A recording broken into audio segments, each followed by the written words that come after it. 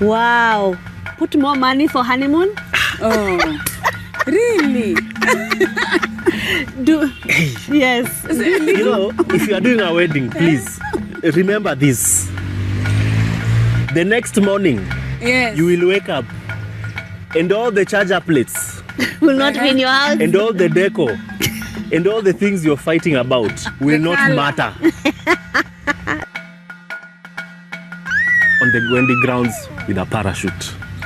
He was going to outdo the bride. Have you seen those movies like Mission You Impossible? didn't want her to land. Yeah. You wanted to land. No, she's delicate, so she was going to come in with a horse. Yeah, which by then the horse refused to carry her. Wish you can get the there clip for was that a wedding. horse. There There was was a a horse. horse.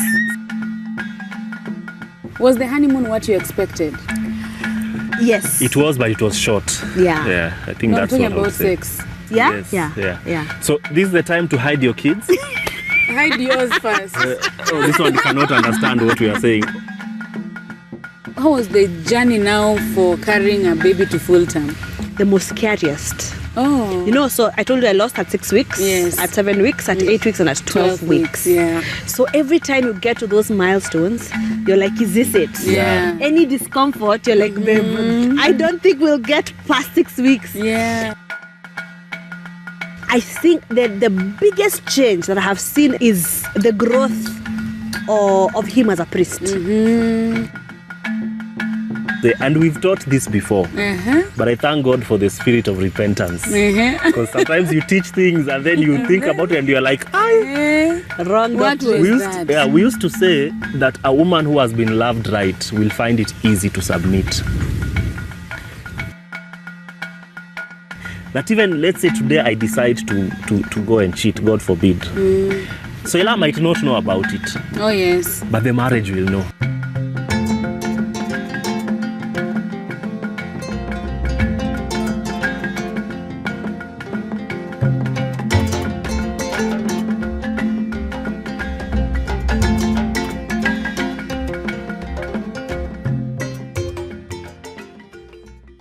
Yes, I know you are looking forward to today's episode, which is, by the way, amazing.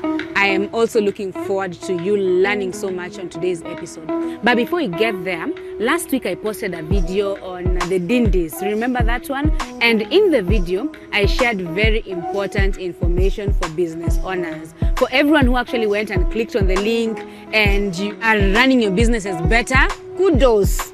But if you haven't, this is actually a reminder for you, because until recently, I didn't know there is an easy and efficient way to run business. And it's actually not magic, it's Odoo. Odoo is this platform that has all the apps that you need to run your business under one roof. And this is every business owner's dream, to make things easy. Who doesn't want that, by the way? So imagine your accounting apps, your inventory apps, your sale apps, HR apps, your Word documents, your templates, everything that you need for your business is under one platform. That is amazing, right? This is what Odoo will do for you. Centralize and manage your business on a single platform, improve the quality of your work, simplify your processes, optimize your productivity, grow with your needs and your development. Who doesn't want that? So if you have no idea where to begin and you're wondering, Rodah, where do I begin with all this? A website. Start your own website, create it. And with Odoo's website builder, it is so easy. You don't need to be a technician or an IT guy. You don't need that technical know-how. You can do it. I did it. Of all the people, it's so simple and easy to use. So the blocks on the website are actually insertable. All you need to do is you pick a template, you drag and drop it where you need it. So simple. And you also get to customize your website venye unataka, the exact way you want it to look like. So Odoo has these photos and videos that are actually royalty free to use on your website. So you can upload videos and photos from your computer or from Odoo's library and make your website as beautiful as you want. Wait, I'm not even done.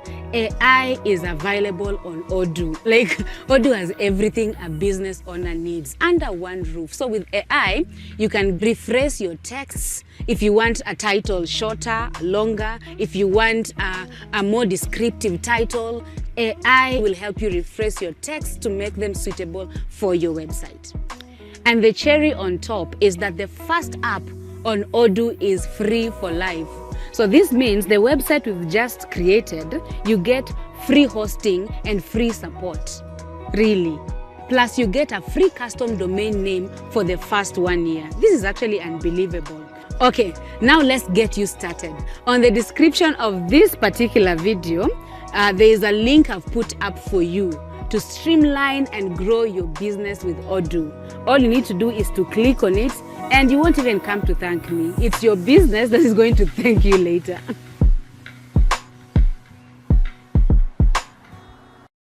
Hey, good people, and welcome back, or welcome if this is your first time here. This is the Rodah Kidula show. And today we have a real, is it motherhood or parenting? We are giving situation. It's to you real and raw. And this is the last show of the year. So thank you for watching. Merry Christmas, Happy New Year. I just want to tell you everything. And thank you so much for the support that you've given us, even in this new channel. Yeah, it's been a year. Jemo has told me, I started by saying it's been having ups and downs. And I'm like, what if it's just ups for me? You know? It has had many ups, a few downs, but we thank God. And we are still married. Oh, praise God. Amen. Praise God. I am still married. Amen. You know, nowadays, if you're still married, you buy yourself cake and celebrate. People are breaking up. Yeah. And just a reminder, if a celebrity couple breaks up, it doesn't depict what marriage is. We don't look to people, we look to God. Exactly. Yes, so yeah, my name is Rodah Kidula Keda, and finally, hey guys, see my comments. Oh, you have been in my comments. When are you hosting Soila and Curtis? Soila and Curtis, Soila. Here we are. They are here finally. And what we do here, we introduce each other. Oh, really? So you introduce your husband. Yeah? Yeah, That's a then good he will one. introduce you. All right. Hi, guys. This is Curtis. Curtis James. Curtis with a silent T. K-S. K-S James Wamalwa. Curtis is a proud husband of one wife. A fantastic father of 3 children. Go on. All under 5 years old. You see why he has not added weight? It's because he's running after his 3 toddlers and a newborn, 2 toddlers and a newborn. A man of God for sure. An educator, both in the fine arts industry and an educator in the area as well of marriage and relationship. A premarital facilitator in where he serves in church. Yes, and a fantastic gift to the society of Kenya and the world at large. Like a gift from God. We are so happy in this world to have a Curtis, you know? So yeah, that's the man Curtis. How long has he been? Man Curtis has been married for he's into his 9th year now. Wow. He's finished 8 years of marriage. He just celebrated 8 years anniversary in August. So he still looks young. Yeah. He tells me he feels like he's still in his 3rd year of marriage. Like honeymoon phase, bado tu inadon. Yo. It is still Nigerians. It's still donjoy. So yeah. It is still entering. It's still entering. His personality. His personality, Curtis is reserved. So he's a male. Curtis is not a melancholic. Are you a male? No, I'm not. He's not a sanguine. Nope. It's uko ndani. Yeah. In the areas that he knows the individuals around him. Otherwise he wouldn't show his sanguine state. Yeah. Hey, Well, that so has been said. what I think happened here is that you prepared Soila for this ahead of time. She's a mother of 3. Where's the time to prepare her? How do you say all those things without thinking? They were just coming. Introduce her. Pressure boy. Time. On my left, actually I don't know why you're seated on my left. You should be on my right hand of power. Yes. On my left, you can just Photoshop this. Thank you. On my left is my beloved wife. Oh. All right, woman of my life, my best friend. This woman loves me so much. When other women are taking the first name of their husbands, she took 2. Soila Curtis. Yeah. She decided Wamalwa is not enough. I want Curtis Wamalwa. If she was this close to also take my ID number and put on her ID, but the government would not allow that. But we are one. It should allow. They should allow. Yes. Wait, have you changed your document? Yes. Oh, she loves you. Yeah. You have? Yes, I have. I'm in the final stages of changing the citizens and all that. Wow. Yes, but I have my new ID. So I usually tell people, when you see us in the street and you say Curtis, you need to specify which Curtis you are calling. Because now, Male or female? which male or female. But on the serious though, Soila has been my best friend for a really long time. She's my confidant. She's my sounding board. She's the person who I am not afraid to be naked before, figuratively speaking, and literally speaking as well. She is God's favor to me. Oh. You know, they say whoever finds a wife finds a good thing and obtains favor From the Lord. So she is God's favor to me. And I think that's as much as I would say. What's her personality? Yeah. What's her personality? So Soila has transitioned over the years. Okay. She's a sanguine, but she was more sanguine during our early years. I think 3 children have taken her very quickly. Humbled. So she's still a sanguine, but I see moments of melancholy nowadays. Yeah. Moments of being reflective and just laid back and all that. Yeah. But as you've seen from the introduction, she's very bubbly. She's the life of the party in our house. So that's who she is. But in your videos, these guys have a channel. I hope you've subscribed. Yeah, Soila and If Curtis. you haven't, you're missing Some good stuff as well. third of your life. Information, good information. Yeah. In your videos, she looks like she is the producer. Really? Yeah. What? Yeah, maybe you should be. But it's, I think because I've watched the latest ones on the baby number 3. Yes. So you've said she's baby number 3. Yes. She actually has those tendencies, and I think this is because there was some time back, way before we got married, she used to be an interviewer on a certain TV show. Oh, yeah. It didn't air for long, but I think she's used to having that kind of voice.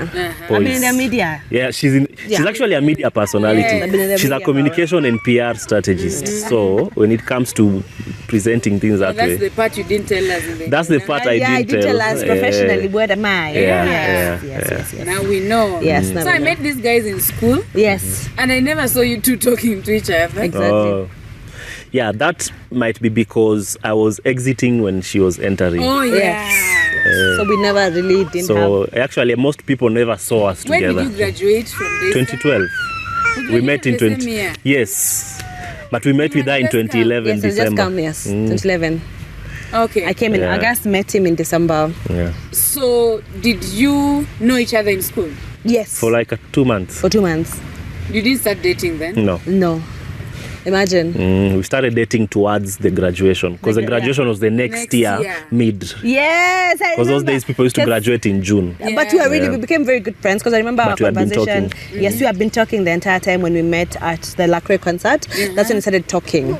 So, and then from there it was just chatting. Then come March, that's when you asked me if I can be your girlfriend. Yeah. I was like, wow. That's less than a year. Yes, That's that less was than 3 a year. months, 3-4 Why? months. Yes, yeah, Curtis. Why? Hey, Yes. boy child. You know, you cannot Happened go. to time. You cannot go to uni for 4 years. Uh-huh. And then you just come out with a degree only. What are you saying about that? Anyway, that's on a light note. Yeah. I think for us, what really made us click is we started off with a lot of openness. Yeah. You know, we met, it was obvious we were attracted to each other. Yeah. So I did want us to start playing those games of kuna kitu, akuna, there's something, you know, like a lot of guesswork. So I just told her, hey, this is what is happening, but this is where I'm coming from, this is my past. And she also did the same. Yeah. And we even started talking about marriage, even before we started dating. Yes. Were you in that space of looking forward to marriage? Not really. Not really.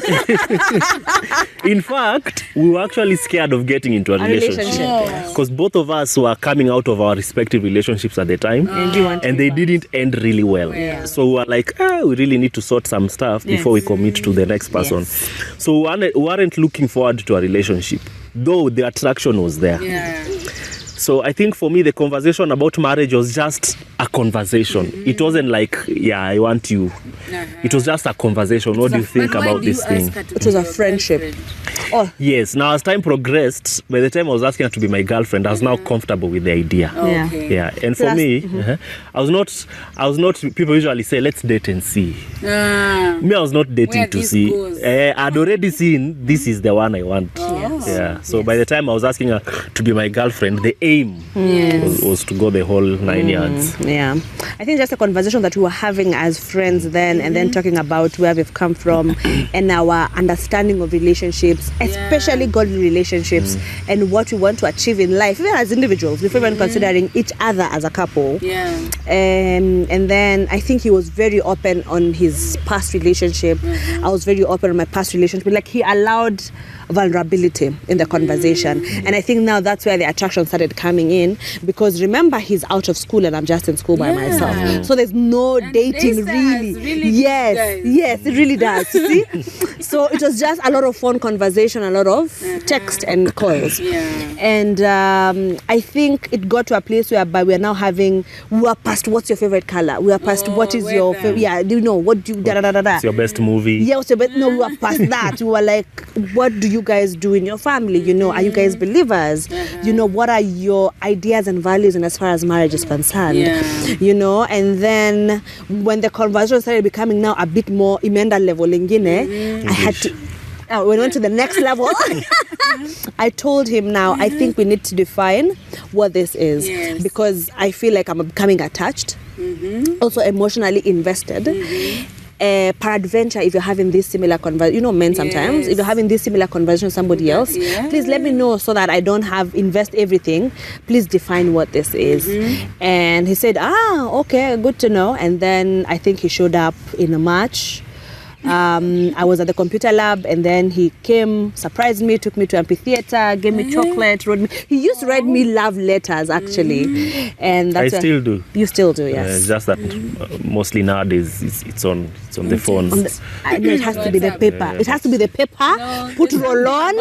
Yes, put roll-on on it for it to smell nice. Yes, and then we read, and then we preserve those notes. But so he surprised me, and then he told me, I'm here to ask you, would you be my girlfriend? No. So I was like, wow, good job. Did you say yes to him? Oh my God, I think he was already a friend. I was already go further behind. Confident. What do you mean go further behind? Before the friendship, go further behind. Which is? You know what Soila is not telling That's me? That's not true. Is that she spotted me before I spotted her. Oh. Okay. You remember those movies students used to do? Yes. So there was a movie I was doing, the ones for Akina Princely. Oh yeah, I remember. And I was there, and she was one of the extras. So from that time, she had been checking me out. Wow, Curtis. Secretly in her heart, she had been saying, God, I just desire this man. You know, I have seen many, but my heart is yearning for this man. It's really good to pump yourself, sir. It's good to pump yourself. By the time she's saying yes, it's a dream she had. She had fantasized about it. She had everything. So, but maybe I'm losing this battle. Now you have to agree. Let me just agree. But yeah, I saw him before he actually approached me.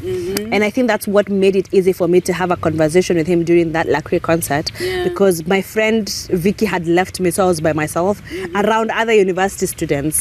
So the only person that I could identify from Daystar was him. And I was like, so when they called me with his friend Brian, that's when I went to where they were standing.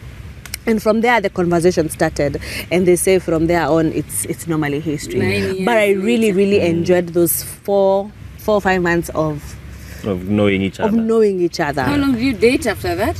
4 years. Really? Yes. When were we in this? How old are we? It's been a while. From 2012. It's been a while. So from We've actually been out of school for 12 years. Yeah. Yes. It's been a long time. We are growing old. It just feels like yesterday. Yeah. So 4 years of dating. Yes. What do you think you would have done differently? 4 years of dating. Yeah. First of all, I'm very proud of how we dated. I see how people are dating now and how we did, and I'm like, well, I think we had it a bit easier back then, and as far as we didn't have a lot of influence of social media. Yeah, it was just raw, you two get to know one another.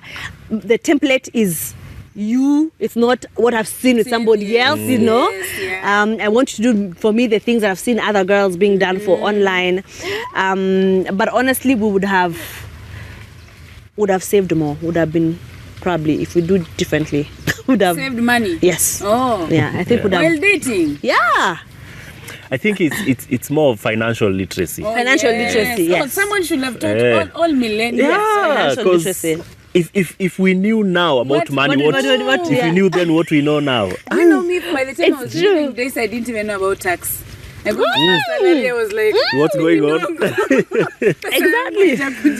Exactly. Where's my money? You know. It was paycheck to paycheck, whereby you get paid, you're happy, you know, you spend money on your boys, you pay your bills, spend money. It's okay. I'd buy things. I'm like, my husband is a bit financially literate. Yes. So for me, I get my salary, I pay bills. I have enough to go to work and run the month. Then if something remains, I will save. Oh, my husband, we save fast. And then do other things. That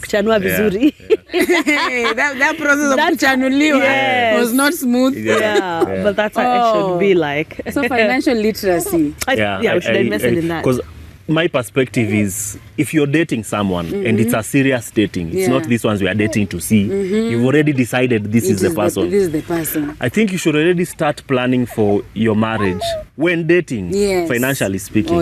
You know.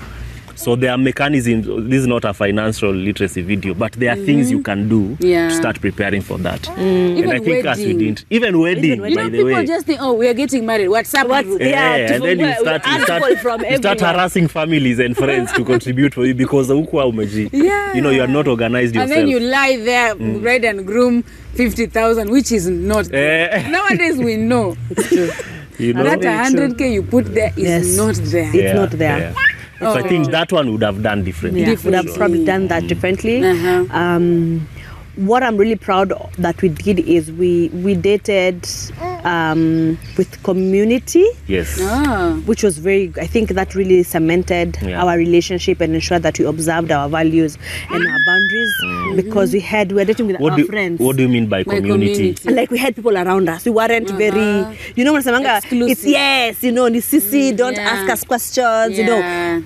Other friends who are dating were walking the same journey together. So it made it a bit easier whereby our own fights were not unfamiliar. Would like, hey, you guys are fighting about communication, you're also fighting about communication. You know, we don't understand this thing. Hey, kuna mambo ya culture, yes. How do you introduce your partner to your family? How did you do it? You know, those. You're two different cultures. Yes. Oh my God, I wrote that. I'm a Maasai. You're a Maasai. Yes, I'm a Maasai. He's a Luya. Yes. So Wamalwa. You know, you took all the names. You didn't give us a name. I did. Yes, I didn't give him my other name. So I think the other thing about community is it's not just a community of friends, because you know you can be a community of friends, but you're not taking each other anywhere. You're all immature. So it was a community of friends, and it was part of a fellowship. It was a part of a church fellowship. And I think the advantage of that is that all of you are submitted to the same value system. You know, so how accountability works is that if I mistreat her, there's a standard I am held to, which is the same standard that she's held to. So all of us are answering to the same standard. You know, so Curtis, here you didn't treat Soila right, not because of my perspective, but because of what the standard has been mentioned. So I think community, as you said, but what is the community based on? Is it based on because God's word? Is it based on? Tell you, Jackson is doing that. Yeah. The walk away. Exactly. Yeah. Yes, that's true. So, actually, that's a good example because she has, for example, she could have her own set of friends. I have my own set of friends.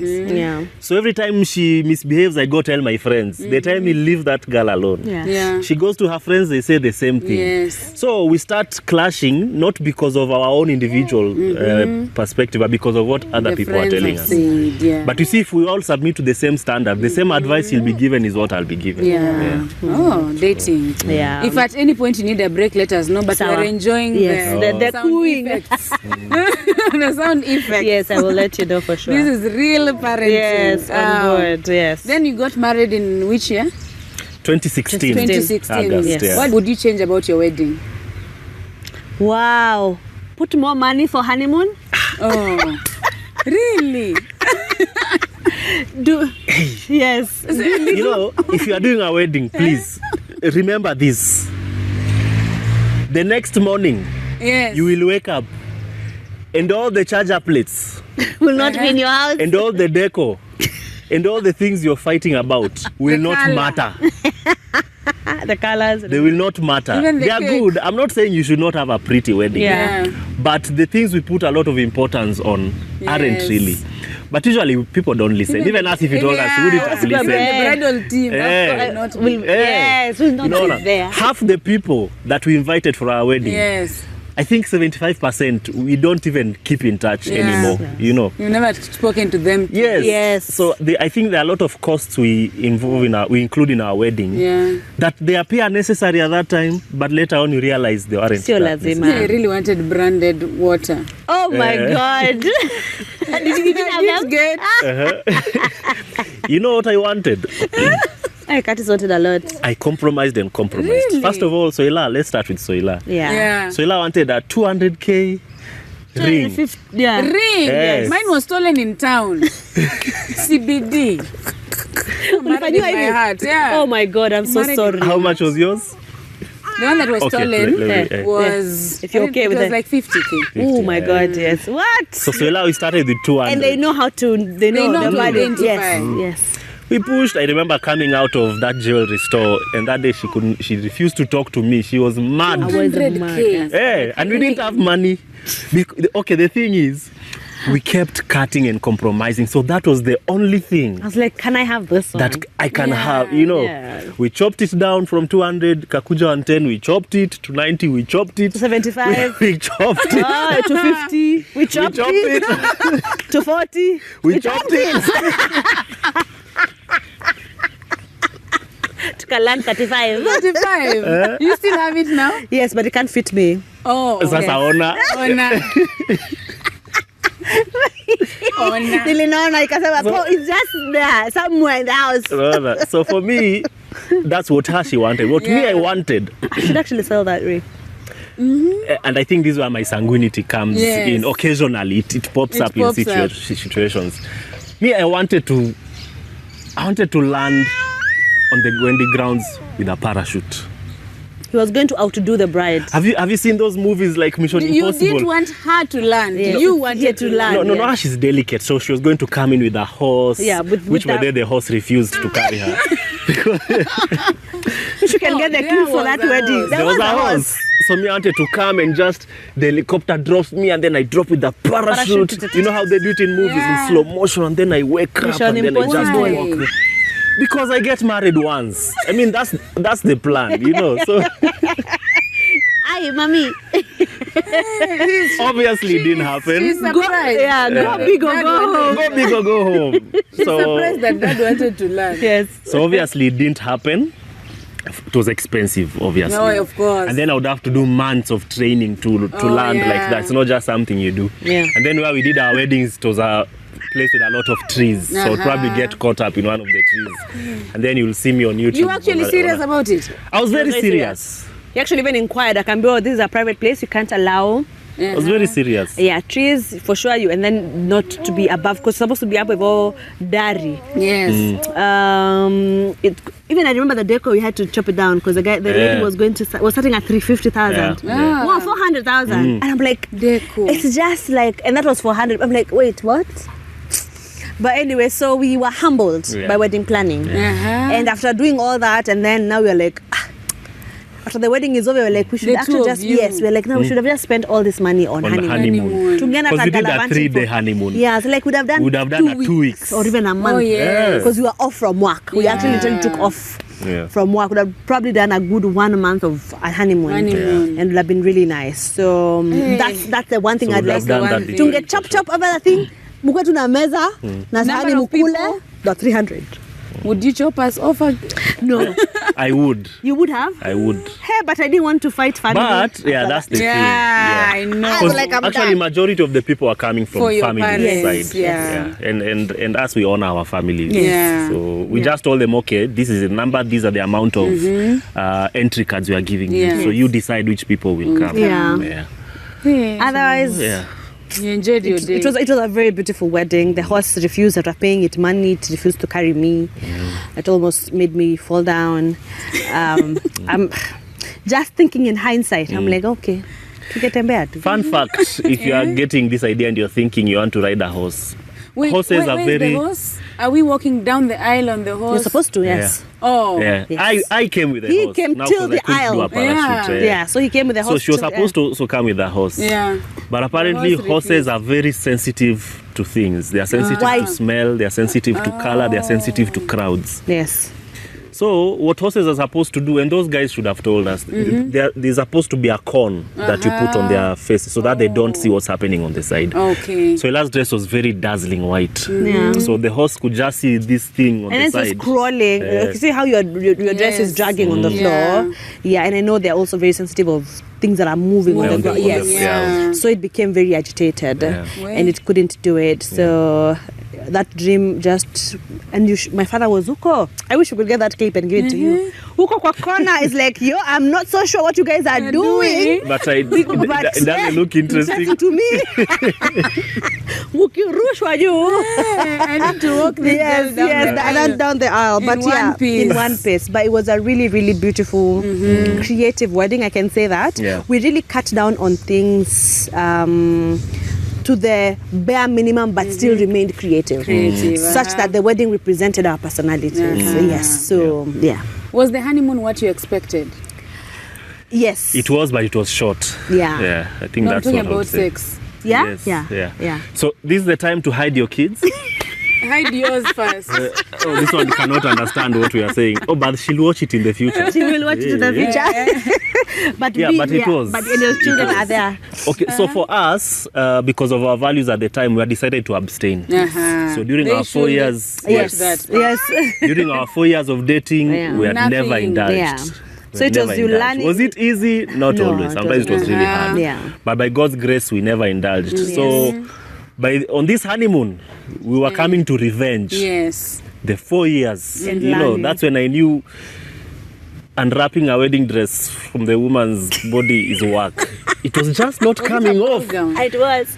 So you had that thing inside? Yes. I'm trying to open the zip. It's not opening. But it was metal. A whole metal. Yes, like real. That was the longest undressing I've ever. But it was a really beautiful experience. But the excitement was there. Yeah, that's the experience was good. Yeah, that's what we were saying. I wish we had more time. Yeah, I wish we had spent more time for our honeymoon and all that. Now let's get home. We are now married. Yes. Is being a wife as easy? No. Oh my God. The moment I got, after coming from honeymoon, the fun is over, munapikiwa chakula, you just go, or you go for buffet. Your work is to shower, sleep, wake up, eat. Sex. Yes. Can I pick up? Yes. Let me just pick up. I get home and it's a fast week. Now I have to be the one to cook. Oh, yes. Yes, I have to be. No, he had to go back to work. Also was going back. No, but I think he went back to work before me. So the aspect of having to arrange the home, to do stuff in the house, and I was in charge of the home front. I remember becoming lonely. Oh, yes. And I grieved leaving my mother's house. I I'm like, oh no, I'm married. What am I supposed to do? Oh, by the way, you had never lived alone. I've never lived alone. Yes. You married her from her parents? Yes. Imagine. Yes. So because I live with my parents and then my sisters. And then I was like, wait, what? This is my responsibility to take care of this home? Yes. I've never paid rent. You know. Okay. we are now, and then with my sister, at least we have understanding, cleanliness. You know, there's order in the house and all that. There's duties. There's a man in the house. Yes. Socks pale. Yes. Sijui nini pale. Like, God, I actually grieved the aspect of leaving my parents' home. Not that I wasn't happy. I was happy, but it was just I felt a sense of loss. Yeah. And now I'm rebuilding. I mean, it's change. Change was a bit hard for me in the beginning. I remember the first fight that we ever had in our marriage is on cooking, because I didn't know. I'm used to sharing chores, and then this day I cooked, the following day I hadn't cooked, and Curtis was asking what's happening, and I'm like, wait, I cooked yesterday, you are meant to have cooked today, without having communicated it, and it was a whole discussion. I was like, he was like, I have no problem cooking, I just wish you communicated that to me. And I'm like, that was actually a very foreign concept to me, because we share chores in my home. So I don't understand why you had expected me to cook today, tomorrow, the following, the other day, and when am I taking a break? And that's when I started feeling the aspect of, oh my God, I miss my mother's home. But yes, I'm a wife now. Yes, I'm a wife now. But man, it was, I don't want to say it was an easy settlement, but emotionally, but everything was, I eased into it. Because he was very supportive, very accepting, and listening to me and everything that I was going through at that particular time. Your first year. Yes. Adjusting into being a husband. Me, I had a good time. I actually can't say that there's something I remember in our first year that was so hard. Yes. I enjoyed having a wife. I enjoyed her presence. I was an only child. I'm an only child. But regardless, I've grown up with a lot of cousins and people like that. So I'm used to also having someone. So I was enjoying having someone who, you know, because one thing that used to bore me when we were dating is when we have to say goodbye. We've had such a good date, and then, okay, go home, bye. Now there's no longer goodbye. You get to. So me, I had a good time. Actually, people say that, and for me, the adjustment was just in the first month. Otherwise, everything took off so well that I have heard of people saying their first year was the toughest year. And for us, I'm like, our first year was the best year of the marriage. Because it was just the two of us. Yes, just the two of us, and I think also we were really eager to get married. And then the foundation of our friendship before dating was so solidified in friendship. I was so excited to do life with my friend. So it was so much fun. Honestly, our first year was still honeymoon. Even if it was not in a paid restaurant, we had to take up responsibilities of cooking and cleaning. But yes. Did you decide when to have babies, or no? They decided for themselves? We said after 3 years we'll have children. And then it just happened that we had an oopsie pregnancy. And then since we had the oopsie pregnancy, was it in our third year or second year? Second. It was second year of marriage. I was like, wait, we are pregnant. And then we didn't carry it to full term. So we started having the miscarriage experiences. And then when we lost the first child, we were like, okay, I think now we want children. Now let's do this. Are we ready? We are ready. Yes, now let's do this. And we tried we lost four pregnancies.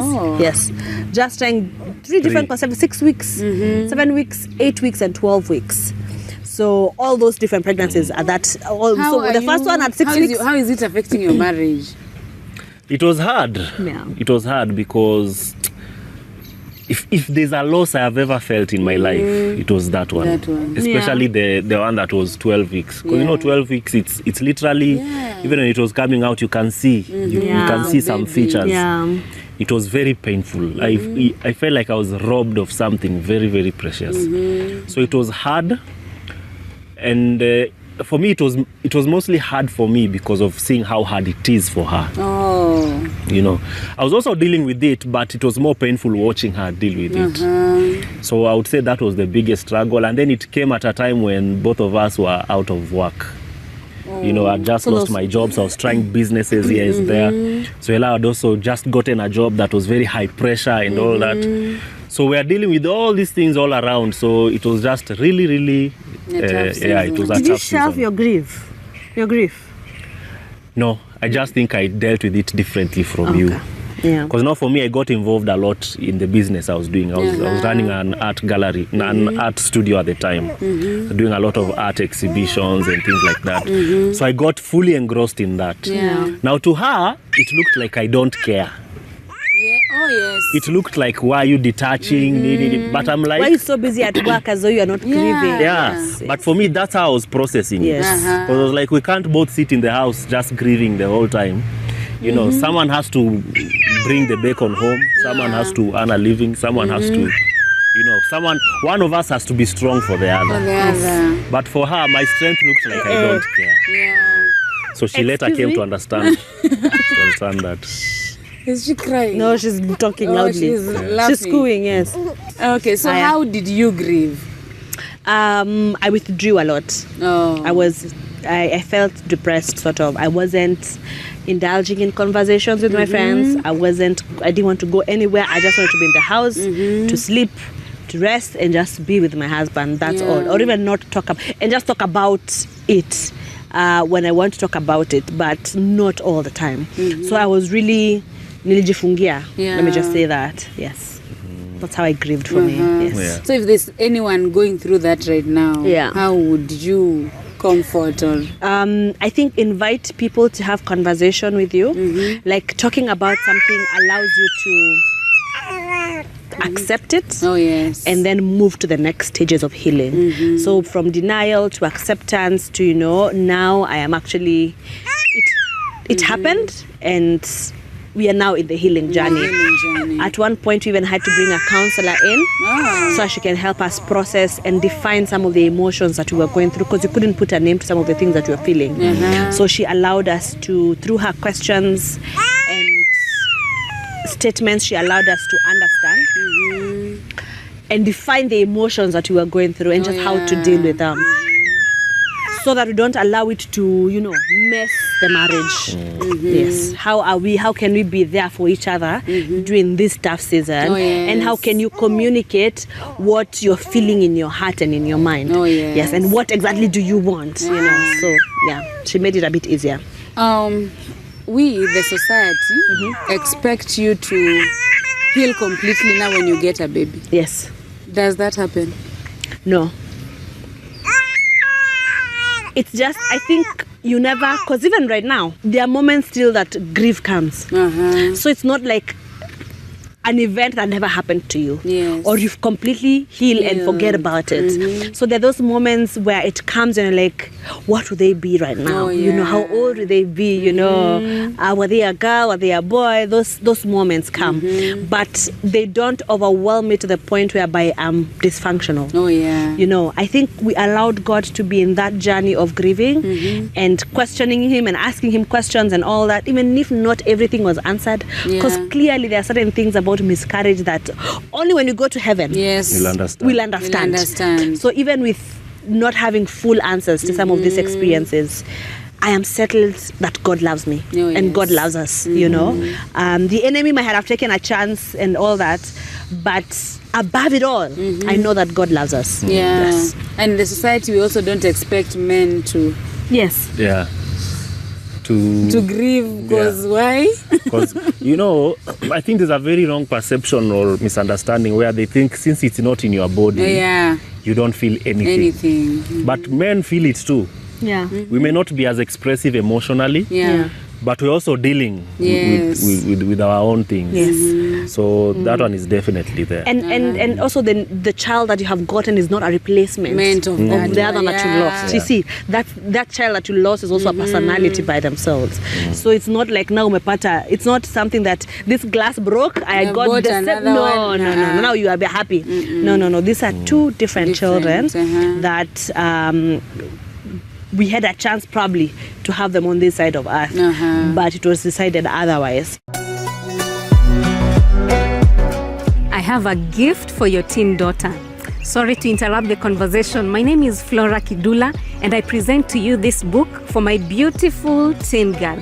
It's a gift challenging the teen girl to have godly values. It talks about many issues that they go through and inspires them to be better teens. See details on the screen of how you can get it. Thank you. How was the journey now for carrying a baby to full term? The most scariest. Oh. You know, so I told you I lost at 6 weeks, Yes. at 7 weeks, at 8 weeks, and at 12 weeks. Yeah. So every time you get to those milestones, you're like, is this it? Yeah. Any discomfort, you're like, babe, I don't think we'll get past 6 weeks. Yeah. And I'm like, with 13 weeks. 13 now. The moment I remember now with our son, our first one, the moment we were at 13 weeks, so like we passed 12 weeks. Yeah. My God, we are now in our second trimester. Yeah. You know, like what? Third trimester. And no complications, no nothing. As like with every fear, we counter it with prayers and decree that you shall live, you know. Yes. So we just didn't want to accept to own the fear. And we decided, you know, with this fear, we are going to fight it with love and faith. Yes. You know, he was very supportive. And I remember we did not miss any clinic because those are the things that like, in case, yes, you can't afford to miss any clinic. You can't afford to communicate about any discomfort that you're feeling. Even those ones that are normal for a pregnant woman. You're like, what, is this it? Yeah. So we had to be very intentional with that pregnancy until we were able to hold our son in the hands and like, wow, God, you actually did it. Were you in the labor ward? Doing what? Fainting. You're taking yourself to. You're told you will faint there. One thing I made sure is that I will not be on the other side. Yes. I want to be on where, like, I want to be able to look at her like this. Yes. Not what the doctors are saying. Doing, You had to hold my hand and tell me, That's go, a babe. good tip for You men. can do it. Yes. It was actually Your work is not on the other. Yeah, your work is here to give a moral support. Yes. Because there are nurses who actually tell us there are men who collapse there. Oh, yes. When the baby is coming out, Yes. because they're like, what the hell? So the nurses are confused. Should we take care of the baby? Should we take care of the father? You know, so They actually told him that in case you faint, just know we'll leave you there we'll deal with you we later. are done with the mom and the baby. How was it for you? For me, it was so surreal. You know, have you ever been in an experience where it's so amazing, you feel like you are not there? You know, because I'm seeing Soila is pushing, kido, the baby is crying there, and I'm seeing the baby is brought to her, she's holding the baby. I'm like, this is my baby, you know. So it is a very confusing in a good way, you know. So it was very exciting. But I remember going home that night and looking at my son, and I'm like, that is the strangest looking baby I've ever seen. You know, babies they have this old man face when they are born. In fact, that phrase, beautiful baby. I don't know who they are talking about. They're scary. Newborns are scary. They're scared because they are white, they are squishy, their skins are peeling out, and it was, you know, they start getting their faces as the days go by. But it was an exciting period, nevertheless. It was just the two of you? Yeah, and the middle. Oh, my friend was there. My friend Josephine was there because she's been a mom before. And then we needed somebody there who's been a mom to help us understand what are we doing with ourselves. So she walked me around the hospital before the pushing time. She was the one who called the nurse saying, hey, I think she's actually in her last stages of she's active labor.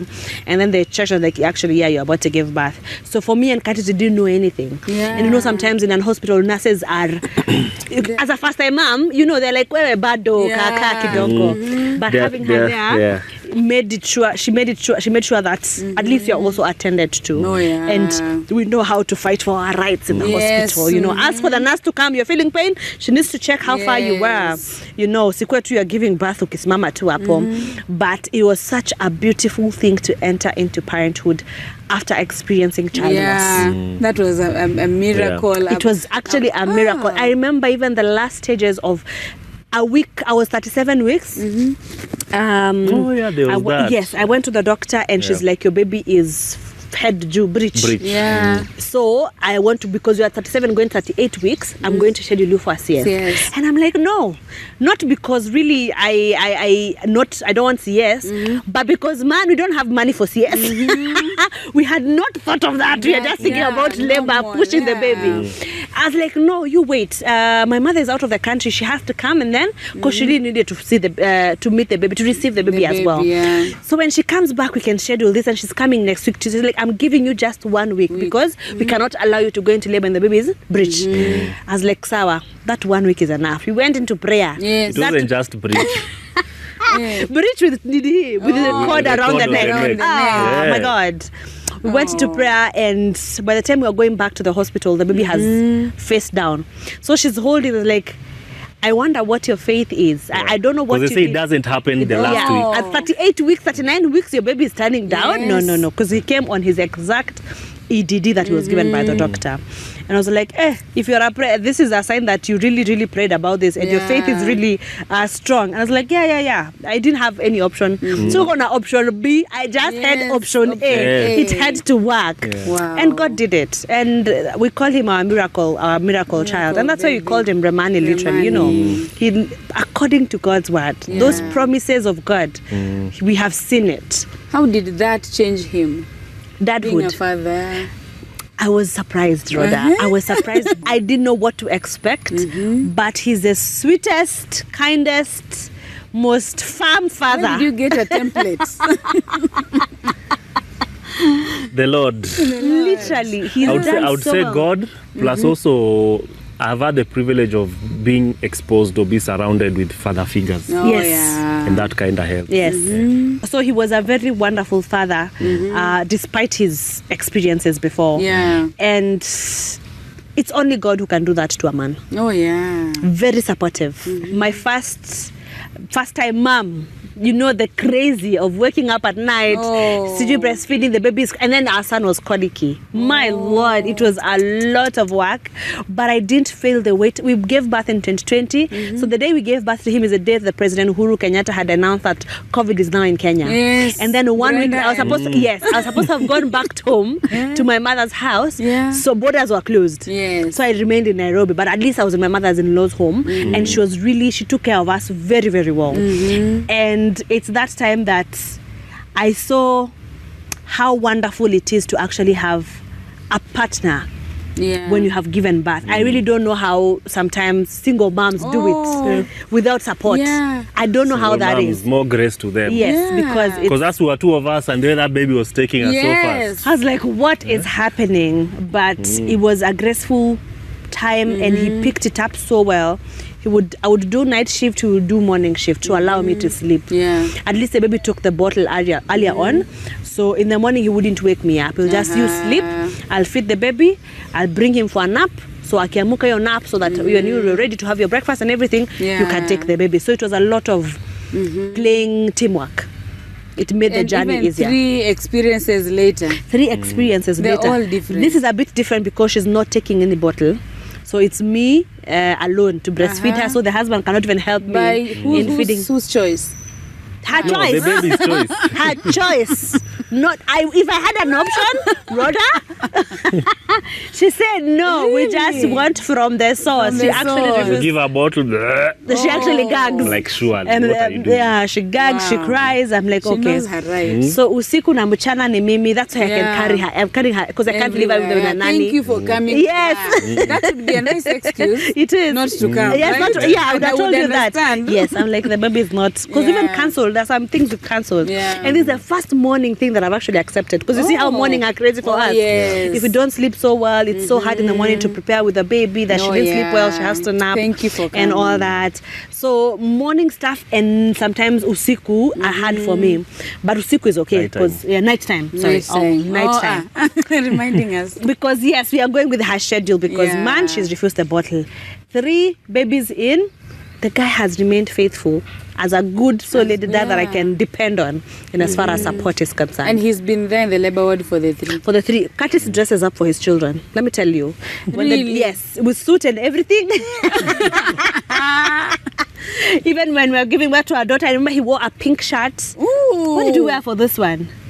I can't remember what you this one, it was just casual. It was just casual, but it was nice. Yeah. And you It's actually like, I'm took going to time. wash my car. You went to wash my car. I'm not receiving my baby in a not a cleaned car, you know. It was really, I really like it though. Yeah. He shows honor to these children. And I think it's beautiful because I read somewhere that, you know, we can't say we'll wait to show honor to our children when they grow up, yet you dishonor them when they're just little. You learn to honor them even when they're small. They're small, it's something that grows with you even when they're big. You learn to respect them when they're small. Yeah. You know, so that even it's something that you continuously give even as they grow up. Oh, yeah. Because if you don't do it when they are young, for sure you're not going to do it when they are old. Yeah. So it's been wonderful doing parenting. This is not the woman you married. So Yeah. much has changed in the 9 years. Hey, she's not. Your eye, that eye is not good. She's not. And I think I'm happy with who she is now. Wow. Both physically Uh-huh. and personality-wise. Oh. When we got married, Soila was very bubbly. Yes. Of course, I love that. She's still bubbly, but now it's with some more maturity. Ouch. In a good way. In a good way. She was very bubbly, but Soila was very timid. Yeah. Oh. There was some timidity. If that was timid, Imagine, yes. No, you wouldn't see it from an Yeah. outsider, but being someone who's close to her, you would see someone who's Second timid. guessing. Yeah, she Yeah. would avoid conflict with I people would. and any. Nowadays, I look at her and I'm like, is this Who's giving this? birth? Or what? Who is How this? did you become so bold? You know. So nowadays she's this? very bold. You know, she's very intelligent. She's very confrontational in a good way. You know, she's not afraid to speak her mind. Yeah. And I really love that. I also love the fact that when I hug her nowadays, I feel like I'm hugging a human being. Soila she was very. I have photos. I was small. Soila, you know, I would hug her and I was like, Soila was where has she gone? You know, she was, Unhealthy. you know, so she was still pretty. Yeah. But she's prettier now. I think I love how you look now. You look like a human being. Wow, thank you, Ouch. Daddy. Thank You you, know. Karen. I was like something. saying, I was ouch, actually, thank and you. ouch. What is that? Yeah. You're just dissing us when you were dating. I don't know where. But I was also small. You're also very small. I was also small. Yeah. So How has he changed over the years? Responsibility-wise, actually, Curtis has. I tell him I need to see you taking breaks. Oh. Curtis is literally cannot sit idle. Like his hands have to do something. And I'm like, no, I'm fending for the family, you know. Not that he's compromising family time with work. Yeah. No, he's very disciplined. If it's family time, it's family time. Yeah. If it's work time, it's work time. And I didn't see these things when we were dating. Even in our earlier time of marriage, these are things that I started seeing after children come on board. And then, you know, when the children come, responsibilities are more. And the heavier weight lies with the father. I think that the biggest change that I have seen in the guy is the growth of him as a priest. Curtis was, when in our first 2 years of marriage, Curtis was just there. You know, I think I was the one who was telling him, let's read the Bible, let's pray. Casual. Yeah, the only thing Curtis would do during Bible study is ask questions, and that's it. But it's like the questions he was asking were planting seeds of curiosity and all that. And I think that season of losing the child really made him delve into God's word, and it completely transformed to a priest who I can depend on at home. I can depend on him to lead us. I can depend on him to pray for us.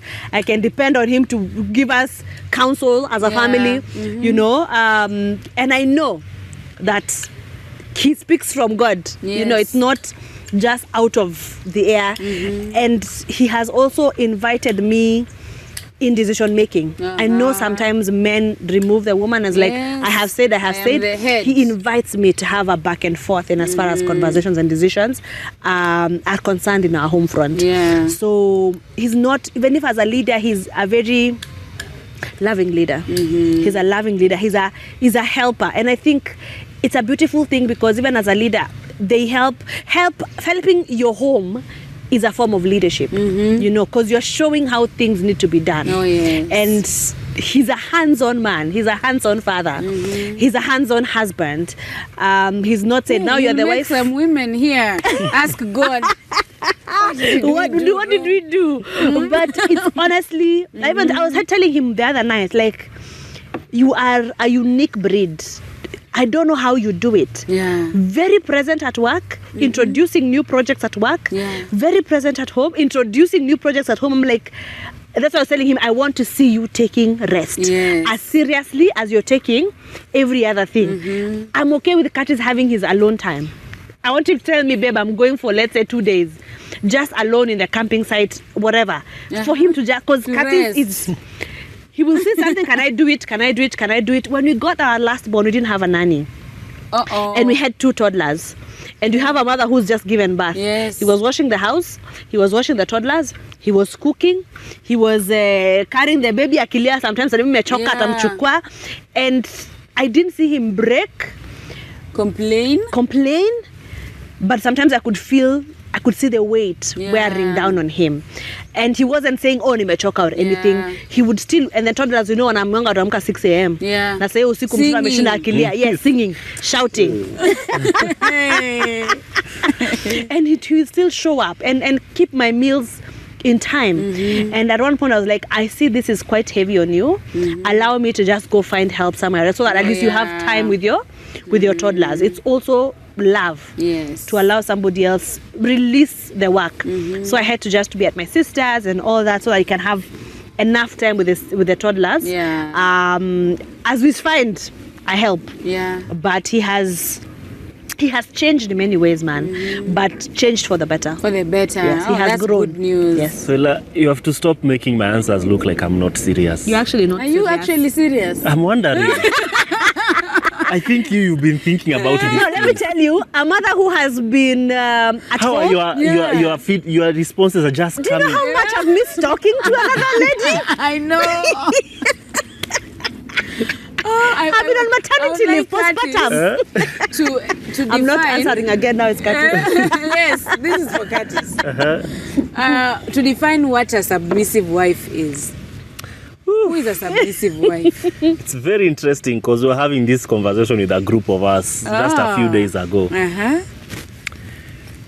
And we were saying submission is like a dirty word in Christianity. Yes. You know, it's like slavery. Forbidden word. You mention submission and people's antennas go up. And to be fair, I understand because it's a topic that has been mistaught.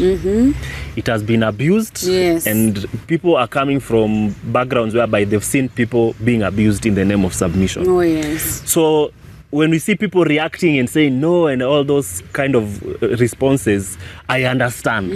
I understand. It's to be fair, I understand. People are coming from somewhere. But on the other hand, it is God's design for wives to submit to their husbands. Now, here's the thing. There's something we used to say, and we've taught this before. But I thank God for the spirit of repentance. Because sometimes you teach things and then you think about it and you're like, wrong doctrine. We used to say that a woman who has been loved right will find it easy to submit. Wait. What is wrong with this? We are heading somewhere. We are heading somewhere. A woman who is loved right will find it easy to submit. Now, there's nothing wrong with that statement. It's actually a good statement. There's nothing wrong with that statement. But it can be misunderstood to sound as though we are saying that a woman needs to be loved right for her to submit. Love me first. You understand? Yes. Then I will submit. But according to God's program, you're supposed to submit to your husband, not because of who he is and what he has done, but because God has given you the command. God said so. Yes. You understand? For me, I'm supposed to love her, not because she has behaved well, not because she has been a good girl. No. I'm not supposed to love her because she submitted today. Let me love her. I'm supposed to love her even when she's misbehaving. Yes. I'm supposed to love her. That is love. Exactly. So how we treat each other is not based on how the other person has earned it, whether they've deserved it. It's because God has given the command for us to do it. You understand? So a submissive wife is someone who regards or relates to the husband according to what God has prescribed. Not because of what the husband has done or is, but because of what God has said. The thing about submission is marriage is a very spiritual experience. It's a spiritual institution. And we usually say, when it comes to spiritual things, there are principles involved. So when I choose to provide for her, I'm not providing for her because she cannot provide for herself. I'm providing for her because that provision is a spiritual principle. When I'm providing, there's something spiritual that is happening to the marriage through that provision. You understand? When a woman is cooking and offering food to their husband, it's not because the husband cannot do it. It's not because there's no washing machine. It's not because there's no chef who can cook. But that act of cooking and serving the husband, that act, there's something that is being triggered in the spirit by that act. You understand? If I say I love you, at the end of the day, until I do something to demonstrate that love, it is just a word. Oh, yes. You understand? So the way marriages Love run, is a verb. yes, the way marriages run, the actions that we do, what is the principle underlining in that action? You understand? It is not about the action. It is what we are doing. So your submission to this person is not because there is no alternative. It's because you figured out that when I do something to my husband, I'm communicating honor and I'm communicating submission and trust. And that builds a marriage. I usually say marriage, it's like an institution that is alive. It knows. Right? When you do certain things, it responds in a certain way. When you fail to do certain things, you don't get the benefits that it's supposed to do. And that's why you usually say that even, let's say today I decide to go and cheat, God forbid. Soila might not know about it. Oh, yes. But the marriage will know. Oh. The marriage will know. Oh. Soila might not know, but the marriage will know. If you are hiding money. The marriage knows. The marriage knows. And you'll just see in our interactions, there are certain things that will begin to suffer and struggle. She may not know, why are things happening like this? What is going on? But the spiritual component of the marriage will detect that something is not right. Yeah. Wow. And I think the reward of love and submission does not really, we expect the reward to come from ourselves. But the full reward comes from God. Like the satisfaction of having submitted, the satisfaction of having loved your wife so well. The reward comes from God. But when we have reduced it to a man-to-man thing, that it's a tit for tat. Now, if you don't submit, I'm not loving you. If you don't love me, I'm not submitting. So you see, it's already chaotic. It's the same command. It's a command by God that you should submit, you should love your wife. Same way, do not kill. We should just hold it in that high regard. And actually, authentic submission is not demanded. It's not demanded. If I demand you to submit, that's something else. It is not submission. Yeah, it's not submission. It is coercion. It's coercion. And even if you end up submitting, it doesn't benefit me because I demanded this. It didn't come for free. Wow. It didn't come out of your own volition. I think again because it's a principle that God has given us. It has its own parameters. We don't submit foolishly. I think because there is a place where because it's a command by God, we do it around the parameter in the Lord. And also in the Lord, there are things that it does not allow. For sure, I don't advocate for women to continuously being there and they're being physically abused. There's a better way of doing things. You can still honor your man by stepping away from the marriage and say, you know what, I'm going to find counsel. Or I'm going to seek wisdom on how we need to progress from here. Instead of dishonoring him and decide, you know what, I'm going to take his life because it's becoming. It's wisdom on your own life. It's wisdom to step away from an abusive situation for you to go and seek counsel, to know how to progress. It might be, the conversation might make you guys come back together, or it can literally just ensure that you guys go your separate ways because one of you is not willing to change. So even if we are saying submission is a command from God, God also provides wisdom on how it's supposed to be done, to be acted upon. What is this one thing, small or big, that Soila has ever done and you felt this is respect? Wow. This is disrespect. Respect. Or respect. Or submission for... So there was this time, just into our second year of marriage, very broke. That time I'd lost my job. She had lost hers. Then by God's grace, she got hers first before I got mine. And her first salary, she gets the money and she brings me her card. Like, hey babe, we've just been paid. We've just been paid. Here's my card, here is my PIN. Please just go get the money and figure out what we are going to do. Her entire salary, And I'm like, I didn't ask her to do that. Yeah, she just came and said, yeah, you know, you're the head, so I know we have some needs in the house, so you plan and budget how you're going to do this thing. Wow. And then after that, she was like, oh, by the way, when you go to withdraw the money, please get me some 4K. Yeah, there's something I need to do. So me, I'm like, she's a lady. She probably wants to go to the salon, get her to things here and there. Yeah. Kumbe, my birthday was coming up in a few.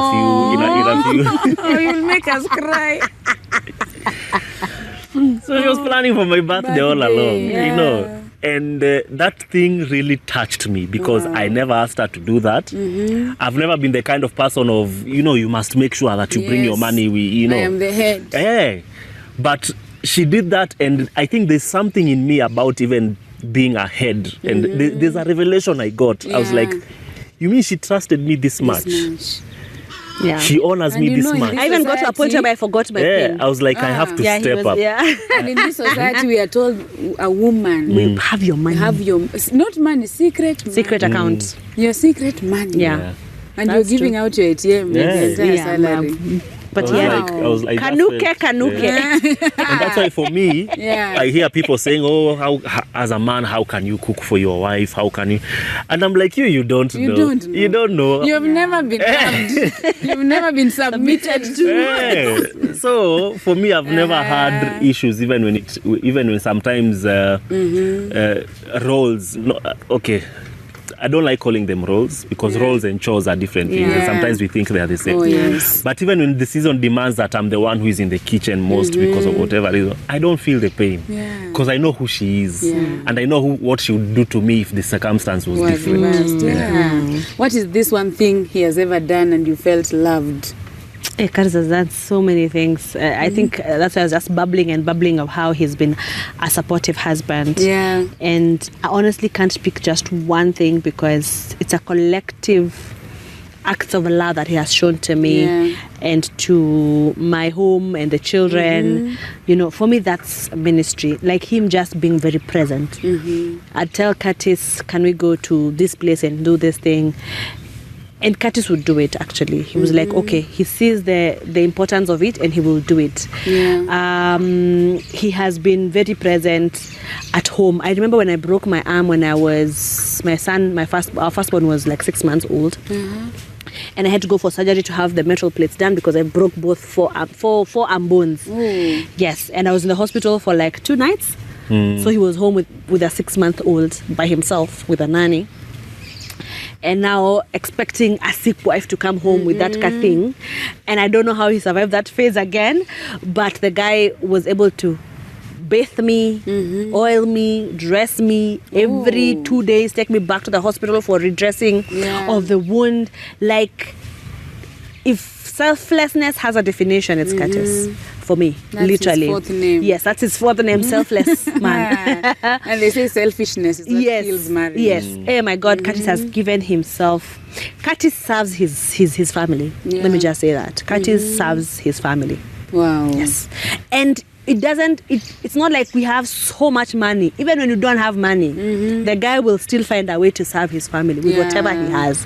So yes. Now that you've mentioned money, and money is one thing many of us didn't put into serious consideration before marriage. Yes. What has worked for you? What would you advise people who are getting into marriage or 1 year in marriage on how to handle finances? Oh, transparency. You have to be very transparent in as far as money is concerned. And also transparency means be open about your relationship with money. You know, so that if someone is a gambler, please say it. I have an addiction of gambling because that one is going to siphon money from the marriage itself.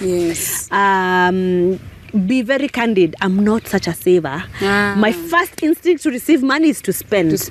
Yes. So you find a common ground. You are a saver. I'm a spender. We need to find a common ground then, because you are the strong person here.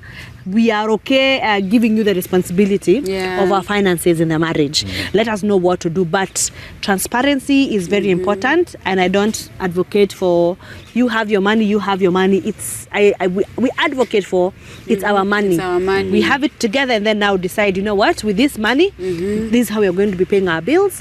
Whatever is left or the saving, as your family does, you know, saving first, then bills, then spending. If there's any spending that needs to be, if there's any left to be spent, but transparency needs to be there. Even when it comes to dreams, you know, people have said you're just funding your dreams and you've forgotten about my dreams. So it's very important to lie down, to lay down your ambitions and your dreams and say, based on these dreams, what do you think we should invest first? What do you think it's more important? Which one looks like it's going to give us more money? So that when you decide together, and if one of you are not deciding, seek extra counsel. Yes, we are really fighting about this. I want mine to be funded. He wants this to be funded. We are not agreeing.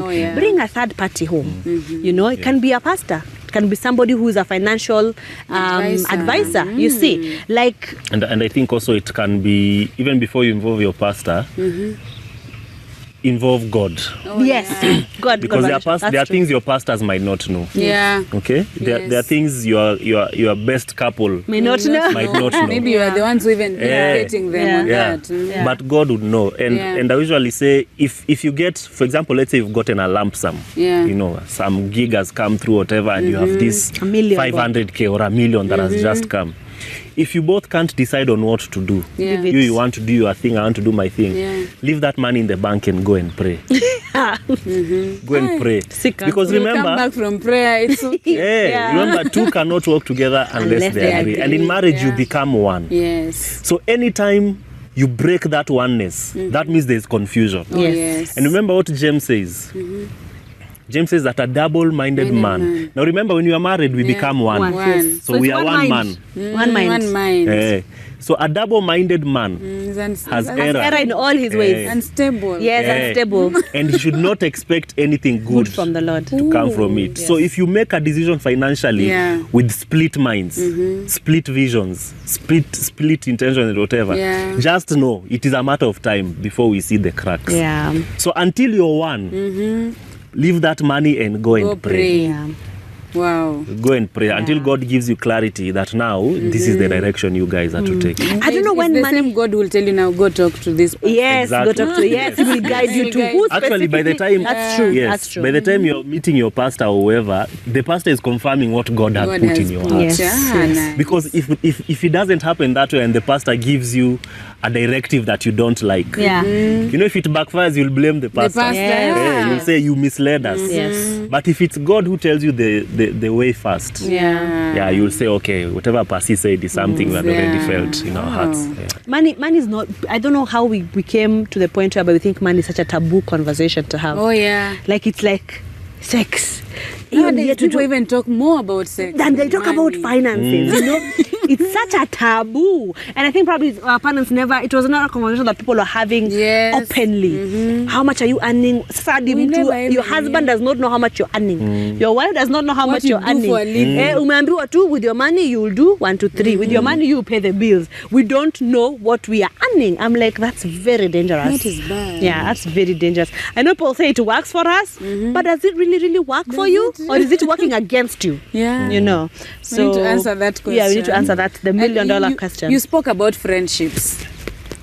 How do you guys, you know, I've seen couple friends break a relationship or a marriage. Others maybe not understanding that if this is a season for the Kedas and the Wamalwas. Wisdom. How do you how do you maneuver friendships, couple friendships especially? That's very interesting. For me, I came to realize I don't have best friends. Me, I avoid the word best. I call everyone my friend. I have friends who God has given me for this season. And when the season ends, it's not that they will not be friends. It's not that it's us that we cannot. But as another season will come and God will bring other people closer. So it's not that this relationship stops, but you'll realize that God is using these ones more to address the kind of season that you are. So understand your season and the requirements that God has for that season. Otherwise, you'll be holding on to someone, or holding on to a couple friend, and even them, they can feel there's no grace for there's no grace. And every time you try to force something, you know, we have a good friend called Justin. Usually says relationships are like farts. If you force them, something else will come out. So Hey, Justin, can you get another example? I know. Please. You know Justo. I don't even know Justo. I think you know him. Boy. Yeah. Yes. I know him. I know him because of his Yes. If you force it, something else will come out. So don't force it. Yeah. Let it just What be if natural. the Mamalos understand that the season is over, but The other person. Rodah's family does not get it? It's. I think this is it. With marriage and friendships, you have to be willing to be misunderstood. Oh yeah. If you don't have the bone and the muscle to be misunderstood, you'll be people pleasing a lot Yes. to your detriment, to your disadvantage. Yes. So because you walk in season and in step with God, and He tells you in this season somebody's about to get tired. In this season, I think there's more grace to walk with the Kedahas or to be around the Kedahas because not because of what you're receiving, but what you're pouring into their lives. them, You know, sometimes we look at friendships selfishly. Yes. What are they giving me? Yeah. You don't look at it. What am I supplying to this other couple? Oh, yeah. Now, say let's say your supply, your cup has run low. Yeah. Now it's time to retreat, Yes. refill your cup, and in your refilling, God reveals another couple that you probably need to be in contact with, and for a period of time. We have to understand times and seasons, and the people that we need to be around, and be okay to be misunderstood and to lose friendships because the immature ones will say, you know what, you abandon us, we don't need this friendship, and that's it. The mature one will understand and say, you know what, we've not cut. Yes, we're not enemies. We've not cut communication. I mean, you can always hang out and have a good time. It's not the end of the relationship. It's just a season that has changed. And things come around again. It's like, okay, now we are here for you, or they are there for you. So you never burn bridges as far as friendship is concerned. One problem that we have, especially with communities of friends, is for example, we would expect that the way you guys were there for us in our time of need, we want you to now you want at it for tat, that you should be there when your time son's birth. I came for your child's birth. I'm like, no. Children can. But maybe when your time of need comes, we literally have no capacity. It's not that we don't want to. We just can't be able to do how you are for us. I think it's the Wamboyas who said we reap what you sow, not where you sow. Where you sow. Wow, that's not really where good. you sow, what you sow. God knows where it will. That was a good one. It will come from. Yes, God will know. Yes, God knows how He will bring the harvest. But yes, we have to wind up. But I need to know, in your opinion and from your experience, what is breaking marriages? What is breaking marriages? What is causing so many? And people are not even thinking twice nowadays. Like one divorce, like. What's going on? I think I'll say, and then Candice will probably give his opinion. But I think we have turned our face away from the maker of the marriage, and we have decided to look into society and culture to inform us on how we should do marriage. So it's so easy for us, and culture is constantly changing. But as believers, we always say that Christ is above culture. And you likened me to Christ. You're so Christ-like. What? No, Christ is above culture. So beyond trying to make our marriages look like what they look like outside here, it should reflect God and not other marriages in the society. So I think since we have shifted our focus from God and given power to man and the world, then we have lost the bearing. We have lost the bearing, and that's why now we cannot anymore those aspects of submission. Oh, me, no, you can. Feminism has taken charge. You know, males have decided, you know what, we are no longer going to be home. We are going to hang out with our brothers. Like the sanctity of marriage has really been abandoned, if that's the word to use. So for me, I'd say honestly, we lost focus from God, and we have refused to walk in accountability. Yes, we have refused to allow other people to call us out, because when you do a wedding, you know, you have an audience. There's the pastor, there's the church, there's the people and all that, and there's the witnesses, and all those people are supposed, because you said I do in front of them, they're supposed to hold you accountable to your vows. So when they see Curtis or they see me misbehaving outside there, they're supposed to come and tell me, we saw you at the altar saying, I do. Yes. This is contrary to what you said, because you called us to be witnesses. So I'm going to call you out on what you're doing wrong. Yeah. But we have said, since we called them for the wedding, rafu imeisha, tumefunga milango, you are not supposed In to fact, if you say come to me, I'll anything. tell you say anything about, yes, as who. Unakuja Where are kama you nani? correcting Yes, me as who. As who. You don't understand. Judge not. Judge not. I'm like, no. We were witnesses. Yeah. Society is supposed to hold you accountable. The church is supposed to hold you accountable. Oh, yes. Family is supposed to hold you accountable how you're treating each other. But because you have decided it's just between the two of us, the rest don't know what they're doing, we lose it. We are by ourselves. That's what mnashtukianga tu. What? They separated. Wow. What happened? Who knew? Yeah. We were all caught off They guard. were They were posting. What happened? We believe. Oh no! You see, because we are not walking in accountability at all. Yeah. So yes, Curtis. And also why most men fear marriage. Me, I have many single ladies. Yes. I don't know where to take them. Yeah.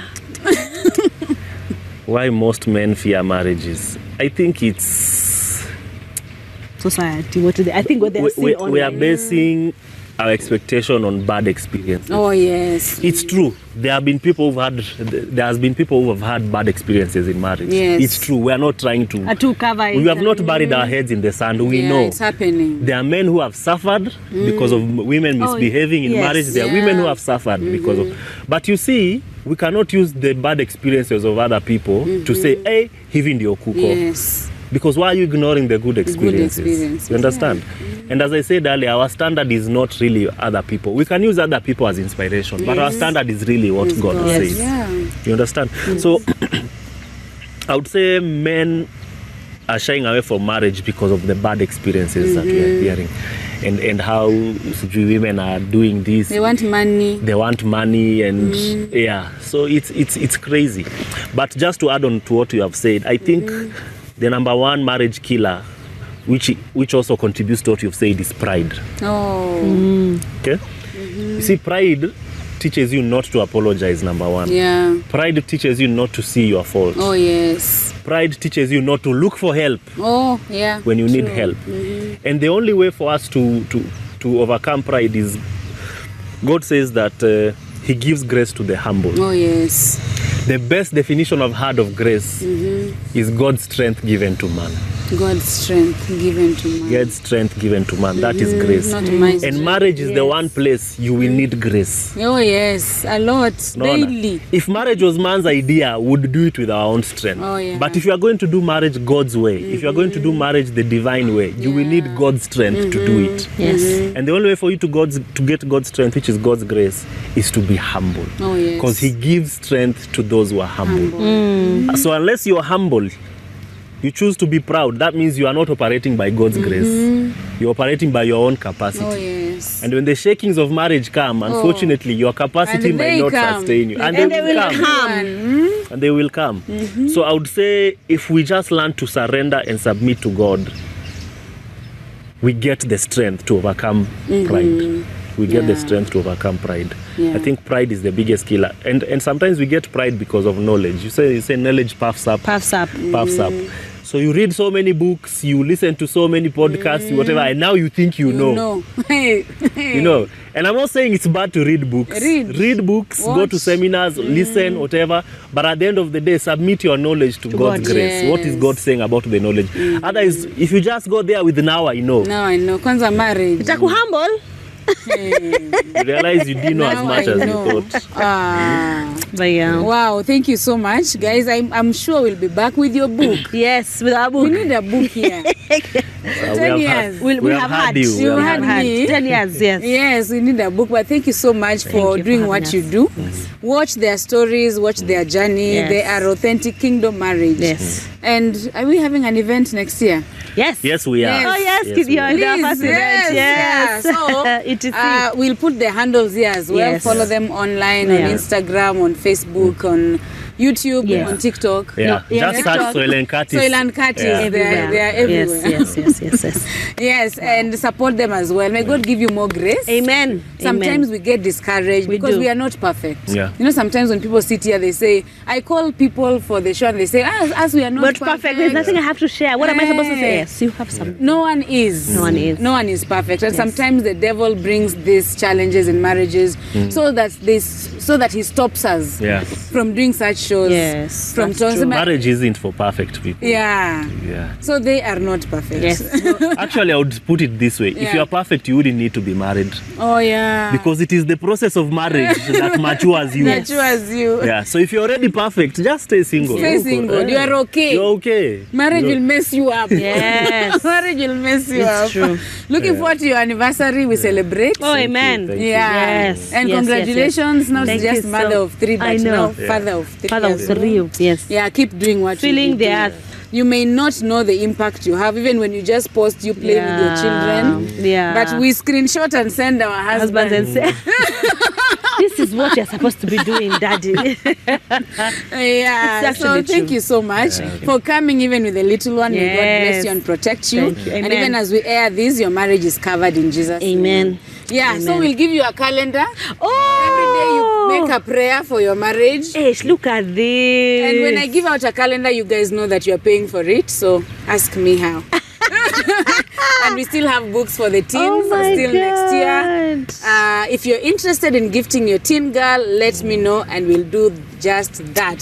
Thank you so much for the support this year, 2024. Looking really forward to greater things in 2025. God bless you and thank you for watching. Oh, you've started praying. Yes. For your marriage. Praise, man. This is so beautiful. I love it. Yeah, I've started praying for their marriages. Intentionality. I love it. So every day you make a prayer. Yeah. And for some reason, for me, anytime we are having a disagreement with my husband, mnakwaka kwa day something. Like you maybe it's wisdom. Yeah. Maybe you umesema I'm not going to talk to that man. Yes. And then unachungulia unapata wisdom. God. I have to humble myself and go. Yeah, so God bless you. Thank you for coming. Thank you for I know having us. we will be back. You will be back with your book. Yes. Thank you for the platform. It's an honor as well. Thank you. So, barikiwa sana. Barikiwa. And continue what you are doing as well. Thank You are telling us all these things, but you are the one who is changing lives also. Yes. Really? We know we hear things. Yeah. So a lot of people are really getting ministered to by thank these you. things. Ministry. So keep it up. Amen. Thank you. Happy New Year, guys. Merry Christmas. Enjoy. Stay married. Stay married. And keep honoring God in your marriages. Amen. Bye. We'll see you on the next one.